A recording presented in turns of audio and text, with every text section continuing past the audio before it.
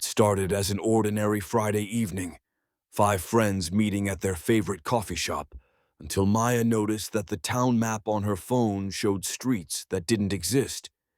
When they decided to investigate, they found themselves on familiar streets with unfamiliar names, buildings that were subtly different, and a nagging sense that something fundamental had shifted. At the library, old town records revealed impossibilities. Buildings documented as existing in the same location during the same time period. Historical events with contradicting outcomes, all carefully archived as if completely normal. Then they found it, the Convergence Orb, a crystalline artifact hidden in the library's restricted archives that, according to the accompanying text, served as an anchor point where multiple dimensional versions of their town intersected. As they carried the orb through town, reality began to thin. They could see ghostly overlays of alternate versions of familiar places, some futuristic, some from different historical periods, all occupying the same physical space.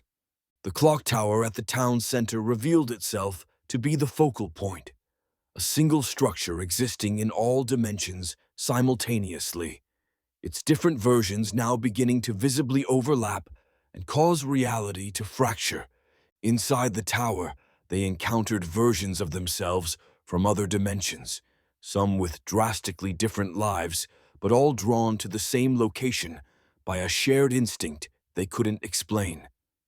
When the dimensions began collapsing into one another, threatening to destroy all versions of reality, they realized they needed to use the orb to stabilize the convergence points, rather than trying to separate what had always been connected.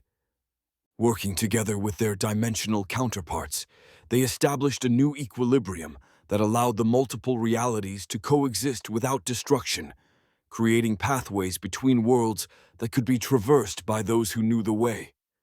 Now they meet weekly at the same coffee shop, though it exists in slightly different forms across dimensions, planning explorations of their infinitely complex hometown and cataloging the wonders that exist in the spaces between realities.